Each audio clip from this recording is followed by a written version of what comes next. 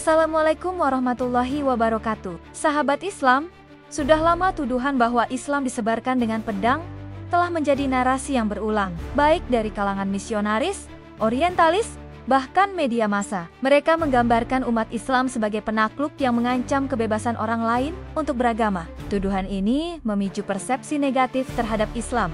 Namun, apakah tuduhan itu benar? Atau justru ini adalah bagian dari agenda untuk mendiskreditkan Islam? Untuk mencari jawabannya, kita harus memeriksa kembali sejarah yang seringkali disembunyikan atau disalahartikan. Dalam video ini, kita akan menjawab tuduhan-tuduhan yang tidak berasas dari musuh Islam. Sebelum kita lanjutkan, jangan lupa klik like, komen, dan subscribe agar admin semangat dalam membuat video yang bermanfaat. Sahabat Islam, tuduhan bahwa Islam disebarkan dengan pedang pertama kali muncul pada masa kolonialisme Eropa. Pada abad ke-19, sejumlah misionaris barat seperti Karl Gottlieb Bivander berusaha mendiskreditkan Islam dengan menyebut Islam adalah agama pedang. Pada saat yang sama, orientalis Eropa di abad 18 dan 19 menggambarkan Nabi Muhammad sebagai sosok panglima perang, bukan sebagai seorang utusan Tuhan. Tuduhan ini tidak muncul tanpa alasan. Pada masa itu, Eropa terlibat dalam ekspansi kolonial yang agresif. Misionaris yang bekerja bersama pemerintah kolonial sering mengaitkan Islam dengan ancaman terhadap dominasi Eropa, terutama karena Islam telah berkembang pesat di wilayah-wilayah yang sebelumnya merupakan bagian dari Imperium Bizantium dan Persia, dua kekuatan besar yang menjadi rival Eropa pada masa itu. Tujuan propaganda ini jelas untuk menakut-nakuti masyarakat Eropa agar mereka tidak merasa simpatik terhadap Islam, serta untuk melegitimasi kebijakan kolonial yang seringkali menindas umat Islam di wilayah jajahan. Sehingga, timbul ide bahwa Islam adalah agama yang diperoleh melalui kekerasan dan paksaan. Inilah menjadi senjata ideologis yang digunakan untuk membenarkan penindasan dan penjajahan terhadap Islam. Namun, bagaimana pandangan Al-Quran mengenai hal ini? Apakah Al-Quran benar-benar mengajarkan pemaksaan agama dengan kekerasan? Salah satu ayat yang sangat jelas menanggapi isu ini adalah surah Al-Baqarah ayat 256. Tidak ada paksaan dalam agama. Sesungguhnya telah jelas jalan yang benar daripada jalan yang sesat. Surah Al-Baqarah ayat ke-256. Ayat ini menyatakan dengan tegas bahwa tidak ada paksaan dalam memilih agama, dan pilihan untuk memeluk agama merupakan hak individu yang dihormati. Jika benar bahwa Islam disebarkan dengan pedang, maka ayat ini jelas bertentangan dengan klaim tersebut. Selain itu, meskipun Islam mengizinkan penggunaan kekuatan dalam peperangan, hal ini terbatas hanya pada konteks mempertahankan diri dan melindungi kebebasan beragama. Islam sangat menekankan etika dalam berperang, yang melarang membunuh warga sipil, merusak tanaman, atau menghancurkan tempat ibadah. Jadi, dakwah Islam bukanlah dengan paksaan, melainkan melalui ajaran yang mengedepankan kebebasan, keadilan, dan perdamaian. Jika kita menelusuri lebih dalam sejarah penyebaran Islam, kita akan menemukan fakta yang sangat berbeda.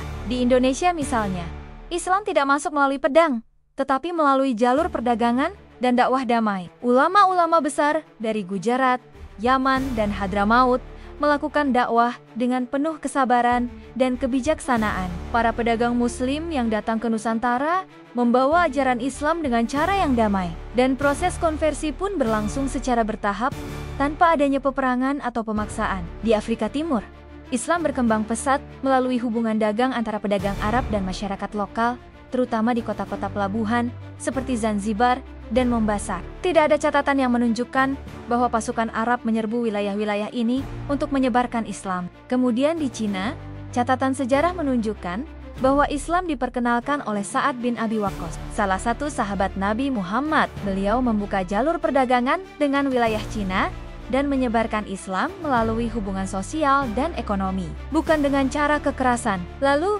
bagaimana mungkin Islam bisa diterima di wilayah-wilayah ini tanpa adanya peperangan atau penaklukan? Ini menunjukkan bahwa penyebaran Islam lebih banyak dilakukan melalui dakwah yang membawa kedamaian, bukan dengan pedang. Sahabat Islam, menariknya, tuduhan bahwa Islam disebarkan dengan pedang seringkali datang dari kalangan misionaris Kristen. Namun sejarah mencatat sebuah kisah yang sangat berbeda dalam konteks Kristen, Perang Salib. yang dimulai pada abad ke-11, dilancarkan dengan alasan agama untuk merebut tanah suci dari tangan Muslim. Selama Perang Salib, ribuan Muslim dibunuh dan kota-kota yang ditaklukkan dihancurkan dengan kejam oleh pasukan Kristen yang menyebut diri mereka sebagai tentara Tuhan. Selain itu, Inkuisisi Spanyol adalah periode kelam yang memaksa umat Muslim dan Yahudi untuk dibaptis atau diusir dari Spanyol. Banyak dari mereka yang memilih untuk tetap memeluk agama mereka secara diam-diam, yang dikenal dengan istilah Marrano untuk orang Yahudi dan Morisco untuk umat Islam. Mereka yang enggan mengikuti konversi ini disiksa, dibakar hidup-hidup, dan dipaksa mengakui agama Kristen di depan pengadilan agama yang brutal. Perang Salib bukan hanya peperangan fisik, tetapi juga konversi paksa yang dilakukan dengan pedang. Pasukan salib memaksa orang-orang yang mereka kalahkan untuk dibaptis sebagai umat Kristen, bahkan dengan ancaman kematian jika mereka menolak. Kita juga tidak bisa melupakan penjajahan Spanyol di Amerika Latin, di mana konversi paksa juga dilakukan terhadap penduduk pribumi melalui ancaman dan kekerasan. Banyak dari mereka yang dibaptis dengan paksa dan mereka yang menolak akan dibunuh. Namun, ketika kita melihat catatan sejarah Islam, kita menemukan cerita yang berbeda. Di Andalusia, ketika Spanyol mayoritas Muslim pada masa itu, Syam, dan juga Irak, umat Yahudi dan Kristen hidup berdampingan dengan damai di bawah pemerintahan Muslim. Mereka memiliki kebebasan untuk menjalankan agama mereka, dengan umat Muslim menyediakan perlindungan dan hak-hak sipil yang setara bagi mereka.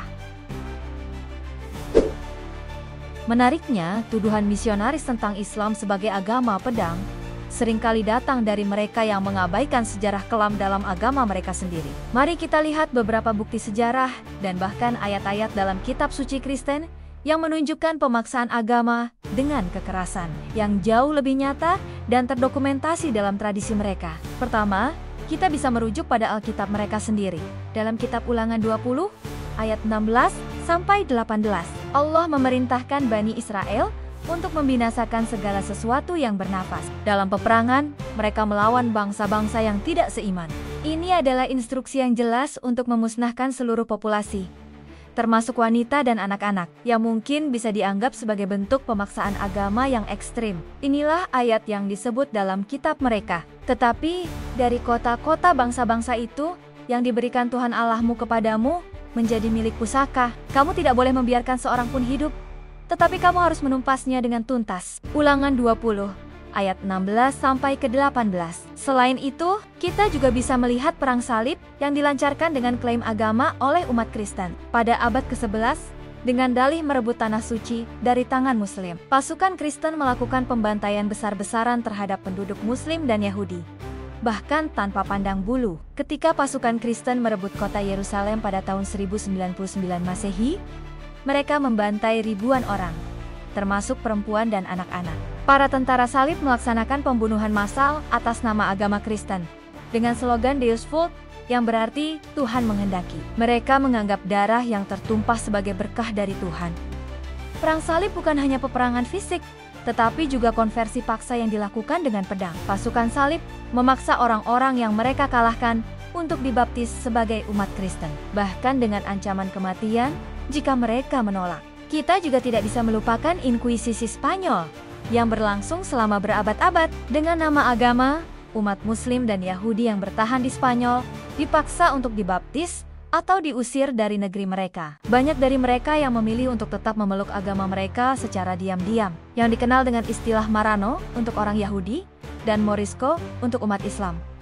Mereka yang enggan mengikuti konversi ini akan disiksa, dibakar hidup-hidup, dan dipaksa mengakui agama Kristen di depan pengadilan agama yang brutal. Ini menjadi bantahan telak terhadap tuduhan misionaris Kristen. Sejarah ini bukan hanya sebuah catatan kelam, tetapi sebuah kenyataan yang harus dihadapi oleh mereka yang dengan mudah menuduh Islam disebarkan dengan pedang. Padahal, mereka sendiri mengabaikan tindakan kekerasan yang jauh lebih terang-terangan dalam sejarah Kristen. Jika kita kembali kepada klaim misionaris yang sering menuduh Islam sebagai agama pedang, kita dapat mengajukan pertanyaan kritis.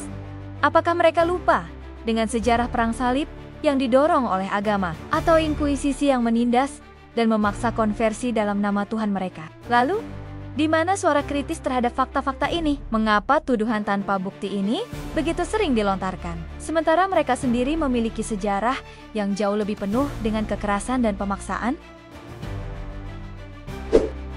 Jadi, jika kita menilai tuduhan bahwa Islam disebarkan dengan pedang, kita harus bertanya, apakah sejarah ini objektif? Apakah benar bahwa Islam merupakan agama yang dipaksakan dengan kekerasan? Sejarah membuktikan sebaliknya. Islam disebarkan dengan dakwah damai, melalui perdagangan dan perilaku akhlak mulia yang ditunjukkan oleh Nabi Muhammad dan para pengikutnya. Pedang hanya digunakan dalam konteks membela diri, bukan untuk memaksa orang masuk Islam. Sebaliknya, tuduhan ini lebih sering dilontarkan oleh mereka yang cenderung lupa atau sengaja mengabaikan kenyataan sejarah mereka sendiri, di mana kekerasan dan pemaksaan agama justru menjadi bagian dari perjalanan panjang mereka. Ketika kita melihat sejarah, kita harus berani mengakui kebenaran dan menilai semua fakta tanpa pandang bulu. Islam tidak pernah mengajarkan pemaksaan, dan kita tidak boleh membiarkan propaganda yang salah ini berkembang. Kebenaran selalu lebih kuat daripada fitnah. Wassalamualaikum warahmatullahi wabarakatuh.